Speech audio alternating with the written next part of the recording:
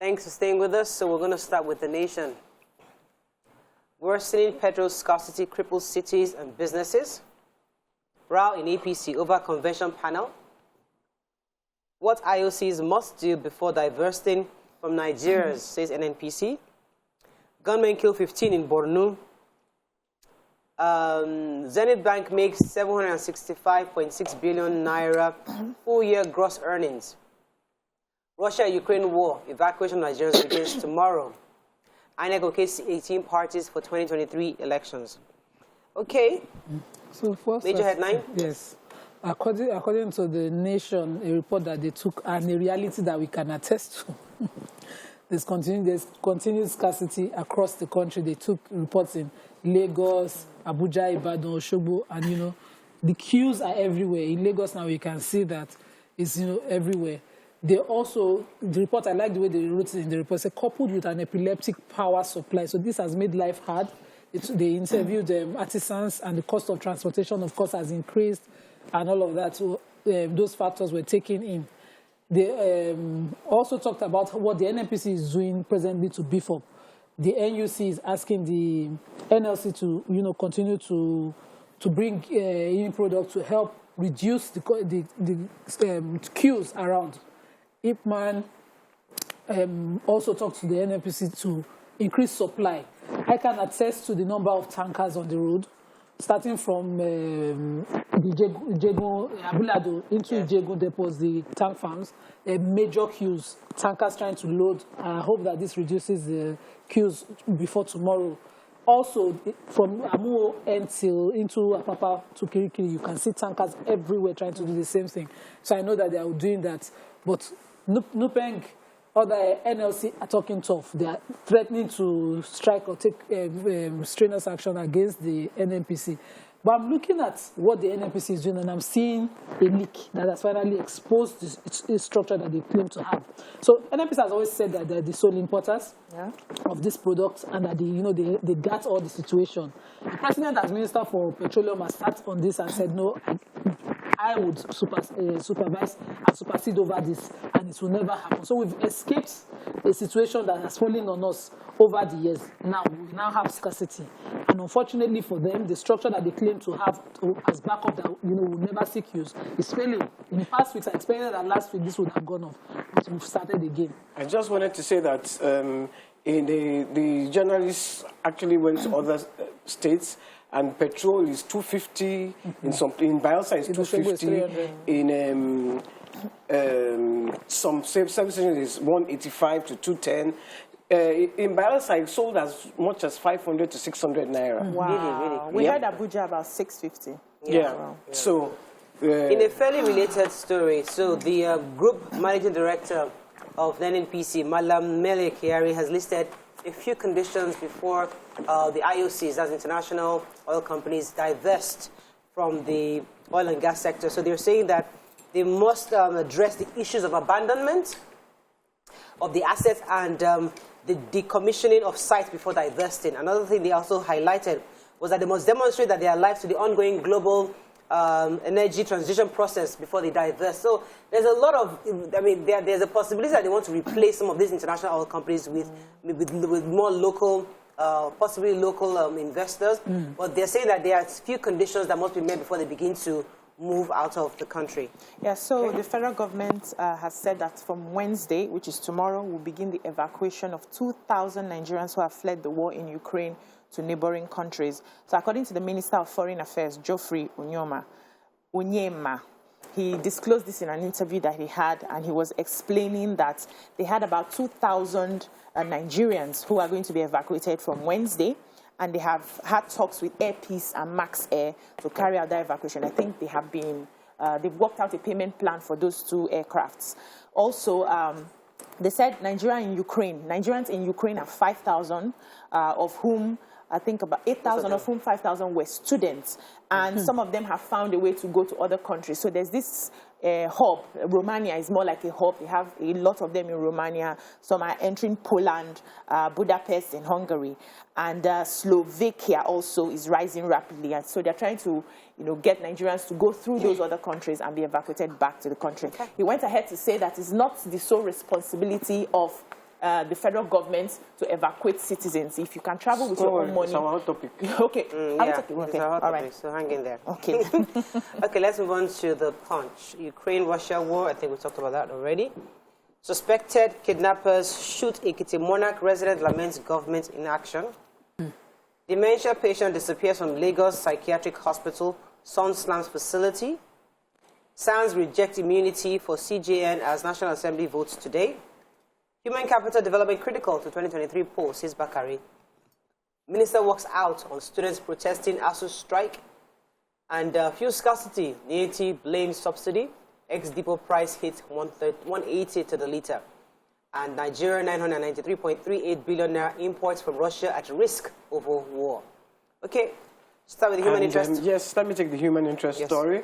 A 50-year-old woman, Isioma Iyele, disappeared from the neuropsychiatric hospital. Apparently, she had dementia signs, so the son took her. The son's planned to take her, and one took her. Then they examined her and said, it's not serious enough for them to admit her, but they'll give them drugs. So he put her down to sit down, went to pay for the drugs, came back, looked for his mother. He couldn't find his mother. Started looking up and down. Said that maybe she has gone home. So he left to go home to look for his mother. The next day they came back and said they can't find their mother. Where is their mother? The hospital is saying that, look, you came, you didn't alert us in time. You didn't alert us till the next day that your mother had disappeared. And they are saying they refused to look into their CCTV cameras to see what happened to their mother. And they're accusing them of serious... how did she disappear, cross the gate, and without ID, and she was allowed to? Because it's the Yaba, the mental home in Yaba. Yeah, I know. The security there is usually tough. But you know, the attitude of public health workers is that when you come, you go and sort buy out medicine. yourself. You go and buy this. Whether your baby is sick, carry your baby with yourself until they admit you and give you bed. So when you have an elderly person with dementia, the facility is supposed to be run in a different way. Yeah. But unfortunately, to take care of those people. still in charge. It just goes down to our healthcare. Exactly, everything. It's terrible. It also goes as Nigerians, Vike. Sometimes this Our some people attitude to work. There's nothing wrong with you detaining that man in a specific room. So they stay here while you go and do X, Y, Z. Why does he even have to go and pay? Why does he have to leave his mother to pay when you know you... I was going to take another human interest story in the Punch. I thought the Ekiti monarch. So the Ata of Eyede Ekiti, Ekiti State Oba Abdul Mumuni Orishagbemi, was attacked by gunmen at about 8:30 p.m. according to sources. So they were trying to kidnap him, so they kind of rained bullets in his car, several bullets. But due to the move by the driver, he was able to manage and maneuver himself from the scene. Unfortunately, some of those bullets hit his leg, and he's in critical condition, but he's responding to treatment right now. And obviously, the police have responded, and they said they've confirmed the attack, and they said the traditional ruler will return to home, and they're monitoring. There'll be an investigation to ensure they find the culprits to this. Please, I wanted to say that the residents of the area have complained that the kidnappings that happen in that area is very rife, and they have been complaining, and there's no security there, they're not doing anything. So please, if you hear that there is kidnapping in an area, go there, man the place, stop it from happening. Stop waiting for them to come and report. We are too reactionary. YK, did you not see the video that happened in Edo? The soldiers were hiding. They don't go on and send. But you see the people. So the people can also, the people, let's go on a break. We have to go on a break. When we come back, we continue with the review. Stay with us, we'll be right back.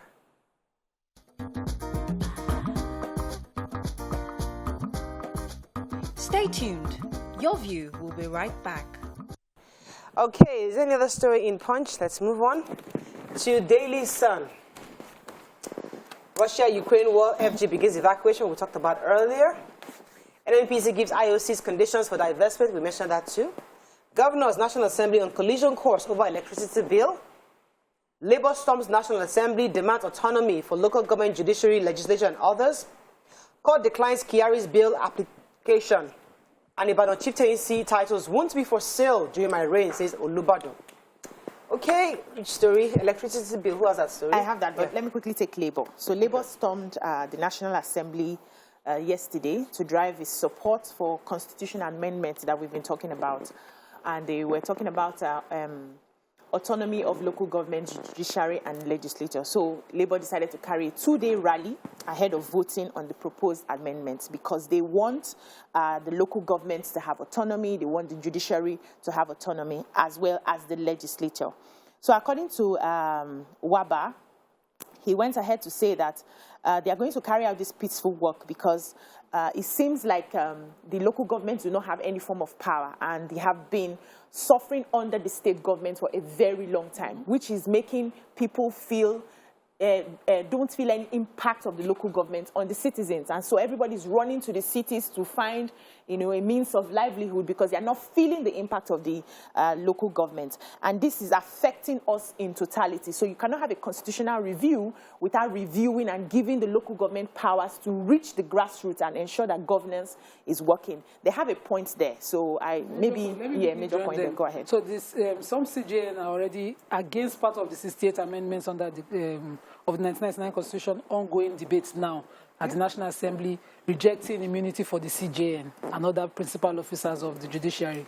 And I would rather join voice with NLC and ask for autonomy for the judiciary instead of immunity for the CJN. This is like bribe. You give them immunity because really, what exactly do you need the immunity for? As my question, when they are all asking for immunity up and down, autonomy, financial. Exactly. They need financial autonomy as a judiciary to be totally independent of the executive and be able to do their work. That way, we will not need any immunity at their work, and I think they can exercise their duties well. Okay. There's also another story. So the 36 state governors and Minister of Power yesterday were picking holes in the draft electricity bill 2022 being worked on by the Senate. So in their objection, they said it will be unconstitutional and an unjustifiable act of overreach for the Senate to consider and pass a bill that continues to treat the Federation as one single electricity jurisdiction or sector. While a single electric power sector reform may have been useful as a catalyst for the sector in the early years of the Fourth Republic, the states have all come of age, literally and metaphorically, and the arrangements must change in a way that accepts and respects the maturity of the states in electricity matters, a reality that this Senate electricity bill does not recognize and take account of, but at best only pays the most costly lip service. So they went ahead to say that the Nigerian electricity sector is being divided into two. One, it's under the purview of the federal government, which gives about just 4,000 megawatts of electricity supply to Nigerians, which is not even enough to power the whole place. And the second part is the one that gives about 40,000 megawatts, which are the Nigerians who are powering themselves through buying their generators, their diesel, giving solar, and giving themselves power. And if this second part has been captured into the first part, which is the federal, will be saving about 17 trillion naira. So the government needs to find a way to ensure that they provide adequate power supply to people so that we save more money and use the money Nigerians would have been using to do other things and better their business. They are using it to provide power for themselves. They could even use it to be paying NEPA. Would we not rather pay NEPA than be repairing generator buying diesel? I wanted to read the article because I thought the issue was this issue of exclusive list or concurrent list. They want it out of the exclusive list. I thought it was concurrent. I thought both. Well, it's not really. It's partly because the federal government still registrates on it. So if it's on both, we also states can now have the power to regulate on it. Fantastic. Okay, moving on to the Nigerian Tribune. Let's find the story. Education Minister walks out on students. Yes, COVID-19, Nigeria recorded over 250,000 cases, 3,000 deaths in 2 years, is NCDC. Gridlock Fashola calls for review of Apapa Port concession agreements. Zenith Bank records double-digit growth in PBT. Constitution amendment, independent candidates must obtain 20% signatures of registered voters nationwide. I read that story sometime on Monday. And government issued first-class Ekiti monarch in attempted kidnap. Okay, so which story, major headline? What happened? So the Minister for Education yesterday had his ministry surrounded by students who had initially tried to go to the National Assembly with their protest. So the National Association of Nigerian Students were protesting the strike by ASUU and asking the federal government to do what is needed so that at least the strike is called off first and go back to negotiations immediately. So they went to the Ministry of Education and surrounded the building, and the minister tried to talk to them. But because, you know, the students were very assertive, that's the way I would put it. The president, representatives of the students, National Association of Nigerian Students, was saying to them that call off the strike first, go back to negotiations, we will not take it, or else we will make things tough for you, we will shut down, you know, and such words, according to the minister, now provoked him. Forgetting that, you know, is an appointee of the people, he started to say that I'm disappointed. I wrote his words somewhere. I'm very disappointed. But you weren't there. No, because no. I would never I didn't forget. go there. I wrote it somewhere now. Chebina paper 9 we read. I must begin to tell by telling you that I am very disappointed if this is the way you want to put your case across to us. And then he staged a walkout out of the meeting with the students. And as a minister, yes, your office, you have power, but you must not forget that you have to be very diplomatic. This has always been the language of the National Association of What of the students? What, is there a responsibility of the students to also be respectful? Is there a responsibility? We shouldn't just be rude. Respectful. No, I'm just no respect is debatable. Accession to is debatable. You there? Accession is also debatable. Because now what they pain them, then they talk. So what you're asking them is put it in proper language, be respectful. Let's look at it properly. These students, because when I was listening to it on the radio this morning, and I was thinking, because of my age, how would I feel if some young kids came to talk to me like that? I'll probably get angry. But I am not a civil servant. I'm not a government servant. I am not serving the people. When you are serving the people, you are responsible for something. Now, these children, I know because one of my brother's adopted children, he spent 8 years for a 4-year course in university. We are looking for work now. Can you imagine? And these kids, it's affecting their lives. It's affecting. So what they do, they all turn to criminal activities, ritual, drugs, because they're not even able to move on with their life. They're not able to. So we have to take that into consideration when we think about these young kids. And I know there is a very thin line between respect and. I agree with you, but I'm not adverse to what you're saying, Waiki. I totally understand. There's hurt. The children are mad. They have every right to be mad. Absolutely. But at the same time, in your getting angry, you also have to be civil. Is that civility? Is that civility? That this is a thin line between you burning an armed robber, burning him to death, and saying, okay, taking him to the police station. Is that thin line between, am I being civil or am I being a barbaric? In negotiations, somebody will be assertive and angry.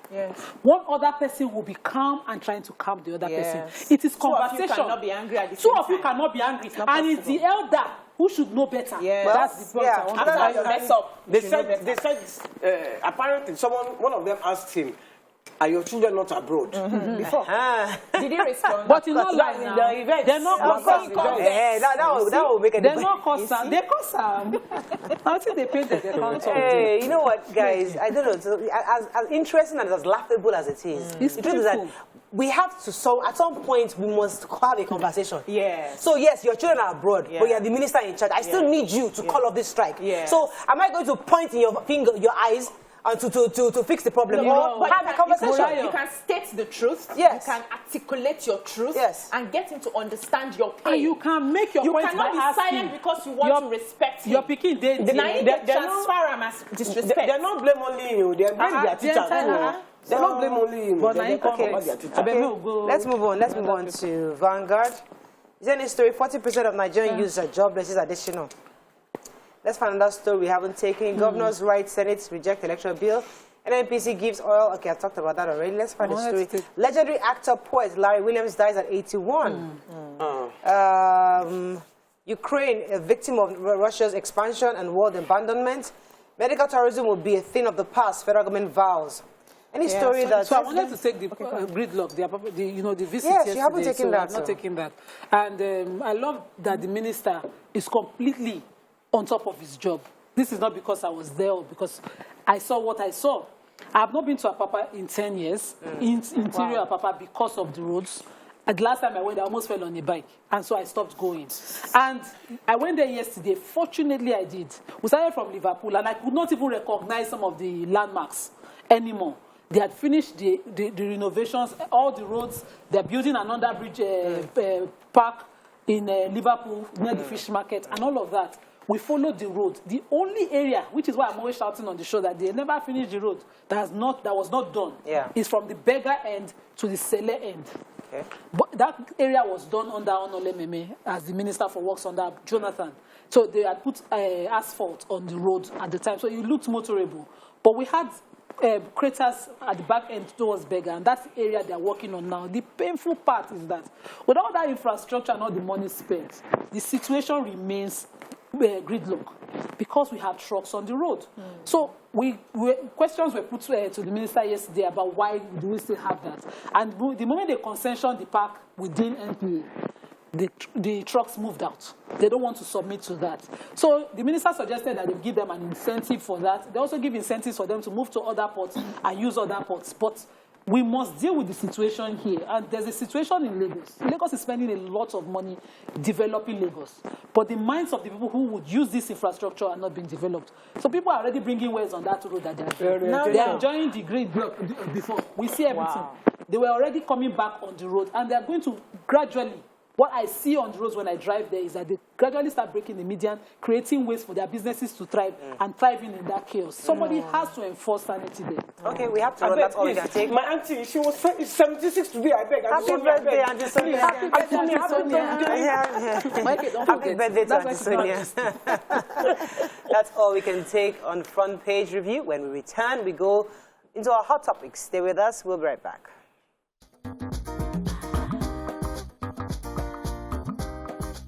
Stay tuned. Your View will be right back.